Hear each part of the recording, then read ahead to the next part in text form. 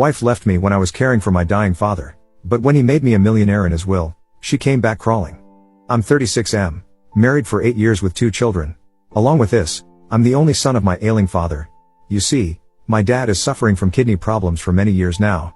But in the last 2-3 years, his condition has worsened, and he has to go for dialysis twice a week. Earlier, he was able to commute on his own, but over the last year, he often asked me to accompany him. He is also growing weaker every day. Now, I have made a routine for myself that I would be taking my father for dialysis every time. I don't want to leave him alone in this condition. He has to go for dialysis 2 days a week, so I have fixed Saturday and Wednesday. Saturday is my week off, so it's not a concern. For Wednesday, I got permission from my boss to leave early and then compensate for the remaining hours/work in the night after returning home from the dialysis. I have been working in this company for 10 years.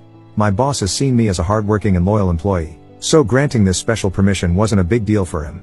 However, the problem was at home with my wife, Avril, 34F. When she got to know that I would be taking my dad for dialysis twice a week, she got upset. She didn't like it when I used to take him occasionally, but she never expressed her displeasure up front. Now that I had taken up the responsibility diligently, she could not stop herself. She said that there's no point wasting my time on my father because whatever I do, he was never going to be impressed by me. Well, here's a little context to this. My dad owned a merchandising business. He was quite well off and had acquired decent wealth. He wanted me to take over his business, but I was passionate about something else. I wanted to get into technology. I was enthusiastic about coding and creating software, so after school, when Dad wanted me to take up some business or management courses, I took up a software degree. He was still fine with that until I was willing to join his company. However, after completing my graduation, I started working for a renowned tech firm. Dad wasn't happy that instead of taking forward his legacy, I was working for someone else. He kept asking me to join his business, and I kept stalling it. After my marriage, Dad asked me the final time if I wanted to join, and I said no. Dad got furious and said he would give all his wealth to the charity, and I wouldn't get a penny. I still didn't budge from my decision. You see, I was earning well even at that age. I bought a car and my own house at the age of 29. I was pretty confident that I would be able to lead a decent life even without his wealth. I told him that I didn't need his money and could build wealth on my own. Our relationship soured after that point.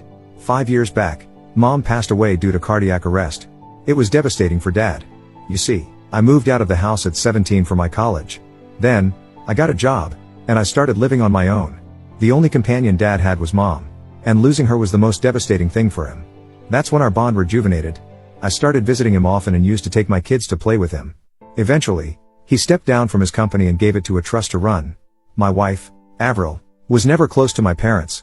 Until my mother was here, Avril used to avoid visiting my parents, saying that my mother was too nosy in our lives and they didn't get along with each other. When my father announced that he would remove me from his will, Avril started openly criticizing my parents for being mean and evil. I insisted she stay away from my relationship with my parents, but she always stepped in and said it was something that was going to affect our future, especially our children's. I assured her that ours and our children's future are secure irrespective of Dad's wealth, but she was not willing to understand that. Now, coming to the current situation, Avril created a fuss when she got to know that I would be accompanying Dad for dialysis twice a week. Initially, I tried to make her understand that Dad had no one but me. He has lost his parents long back.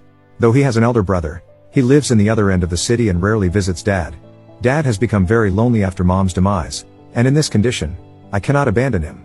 But my wife refuses to understand this. Of late, she had made my life miserable.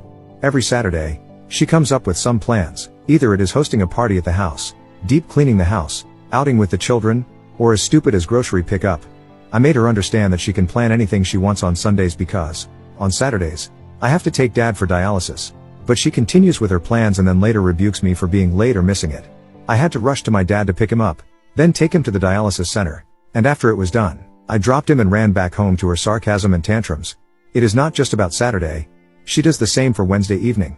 I had committed to my boss that I would compensate for the remaining work late in the evening or in the night after returning from the dialysis, but she always had a plan to trouble me.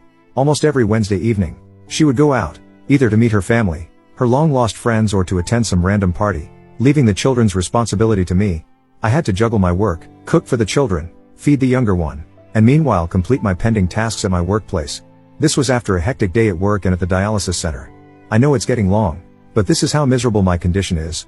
Many times, my dad suggested that I let him go to the center with the nurse because he sees me always in a hurry and tense, looking at my watch. After dropping him home, I don't even wait for a second and rush back. Even while picking up, I ask him to be ready and come outside before I arrive. Dad has a full-time nurse and a caretaker to take care of him. But I still feel bad for not spending time with him. The drive from his house to the center is 30 minutes. Earlier, I used to enjoy chatting with him during that drive about the good old days of children. But as Avril's tantrums have increased, all I'm concerned about is rushing back home. Most of the time, I'm just overspeeding my car in the traffic, taking shortcut lanes, and overtaking other vehicles to cut down the drive time.